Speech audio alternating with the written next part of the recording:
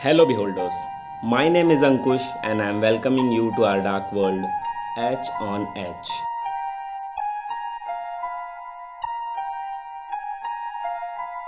डेजा वू एक ऐसी सिचुएशन है जिसमें प्रेजेंट टाइम में होने वाले काम हमें लगता है कि पास्ट में हो चुके हैं। मतलब कि प्रेजेंट टाइम के इवेंट्स पास्ट में पहले ही हो चुके हैं। और डेजा वू का टोटली अपोजिट होता है यमायस वू, जिसमें हम किसी चीज़ या फिर किसी पर्सन से फेमिलियर होते हैं लेकिन फिर भी हम उसे पहचान नहीं पाते। ये दोनों फिनोमिना हर किसी ने अपनी लाइफ में कभी ना कभी एक्सपीरियंस किए होते हैं और आज हम आपको इन्हीं दोनों फिनोमिनास को एक्सप्लेन करने जा रहे हैं।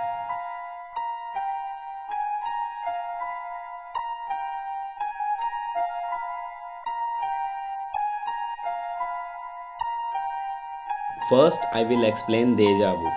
जैसा मैंने कहा कि डेजा वू एक न्यूरोलॉजिकल फिनोमिना है जिसमें हमें ऐसा फील होता है कि प्रेजेंट या फिर फ्यूचर में होने वाले इवेंट्स को हम ऑलरेडी एक्सपीरियंस कर चुके होते हैं। कई लोग डेजा वू को एक पैरानॉर्मल एक्टिविटी कहकर एड्रेस करते हैं, लेकिन कई कहते हैं कि ये सिर्फ एक टाइप का न्यूरोलॉजिकल या फिर साइकोलॉजिकल डिसऑर्डर है जो हमारे नर्वस सिस्टम में होता है। एपिलेप्सी, जो कि बहुत सारी साइकोलॉजिकल और न्यूरोलॉजिकल डिसऑर्डर का एक ग्रुप है, डेजा वू के कुछ टाइप्स एपिलेप्सी में भी आते हैं। डेजा वू को जनरली साइकोलॉजिकल या फिर न्यूरोलॉजिकल इलनेस का इंडिकेटर बताया जाता है, क्योंकि कई डेजा वू फिनोमिनास को एक्सपीरियंस करने वाले लोगों ने हेल्यूसिनेशंस को भी फील किया होता है, जो कि एक टाइप का न्यूरोलॉजिकल डिसऑर्डर है। ये आमतौर पर ज़्यादा मेंटल प्रेशर में रहने वाले लोगों में होता है, तो हो सकता है कि डेजा वू का कॉज भी हाई प्रेशर के साथ लिंक हो। रिसर्चर्स ये मानते हैं कि डेजा वू जेनेटिकली भी ट्रांसफ़र हो सकता है, क्योंकि कई सारे एपिलेप्सी के फॉर्म्स भी जेनेटिकली ट्रांसफ़र होते हैं, लेकिन अभी तक जेनेटिक्स और डेजा वू के बीच का कनेक्शन पता नहीं लगाया गया। और जेनेटिक्स से ज़्यादा फार्मास्यूटिकल्स ड्रग्स और डेजा वू के बीच कनेक्शंस मिले हैं, क्योंकि कई फार्मास्यूटिकल ड्रग्स डेजा वू के विजन्स आने के कारण होते हैं। इन 2001 की स्टडी के टाइम पता चला कि एक हेल्दी पर्सन जिसने कुछ फार्मास्यूटिकल ड्रग्स जैसे कि अमेंटेडाइन और फिनाइल प्रोपेनोलेमाइन को कंज्यूम किया था, उसके बाद से ही उसे डेजा वू के सेशंस को एक्सपीरियंस करना शुरू कर दिया था। रिसर्चर्स का इस बारे में ये कहना था कि उस पर्सन को डेजा वू उसके मेंटल डिसऑर्डर जो उसके ब्रेन से रिलेटेड थे और उसके फार्मास्यूटिकल ड्रग्स के कंजम्पशन के साइड इफ़ेक्ट से शुरू हुए थे, लेकिन ये फिर उनकी अजम्पशन साबित हुई। इस बात का कोई सर्टिफाइड रीज़न सामने नहीं आया, लेकिन डेजा वू और मेंटल डिसऑर्डर में कोई लिंक नहीं मिला। And mystery remains the same कि डेजा वू किस वजह से पर्सन को फील होता है। बियॉन्ड द साइंस कई डेजा वू फिनोमिनास को एज अ प्रिकॉग्निशन एंड प्रोफेसी समझते हैं। प्रिकॉग्निशन एक साइकिक फिनोमिना होता है जिसमें कोई साइकिक पर्सन किसी भी नॉर्मल सेंस से कनेक्शन बनाकर फ्यूचर देखता है। साइकिक पर्सन को आप एक टाइप के गॉड गिफ्टेड बीइंग्स भी कह सकते हैं, क्योंकि उनके पास कुछ सेंस ऐसे होते हैं जो किसी नॉर्मल ह्यूमन की एबिलिटीज से काफ़ी दूर होते हैं। और प्रोफेसी एक टाइप की फ्यूचर प्रेडिक्शन की तरह होता है, जिसमें कोई सुपर नेचुरल एंटिटी फ्यूचर में होने वाले या फिर पास्ट में हो चुके इवेंट्स का मैसेज किसी इंडिविजुअल पर्सन को देता है।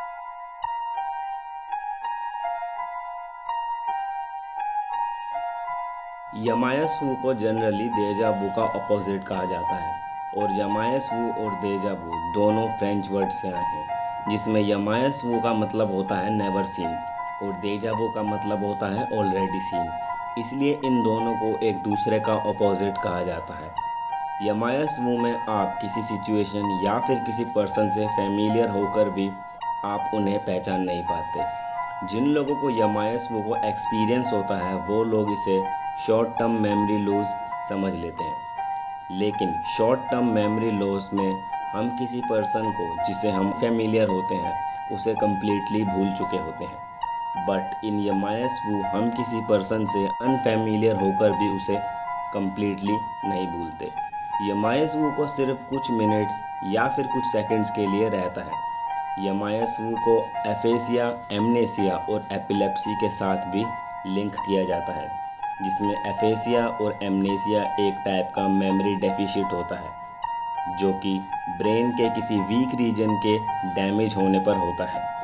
एक टेस्ट के दौरान ये पता चला कि पर्सन जो किसी टोबैको प्रोडक्ट को यूज़ करता है और साथ ही वो यमायसू के सेशंस को एक्सपीरियंस करता है, तो फिर उसे अपनी आइडेंटिटी या फिर अपने किसी जानने वाले की आइडेंटिटी से अनफेमिलियर सा फील हो सकता है। यमायसू मेनली एपिलेप्टिक सीजर्स से कॉज होता है। सीजर्स एक टाइप का शॉर्ट चेंज होता है हमारे नॉर्मल ब्रेन सेल में, और सीजर्स भी एक एपिलेप्सी की टाइप फॉर्म होती है जो कि एक डिसऑर्डर है। मतलब कि यमायसू भी एक टाइप का मेंटल डिसऑर्डर ही है। एक न्यूरो रिसर्चर ने एक टेस्ट किया था जिसमें उन्होंने अपने 92 वॉलंटियर्स को कागज़ पर 30 टाइम्स डोर लिखने के लिए कहा था, और वो भी सिर्फ 60 सेकंड्स में।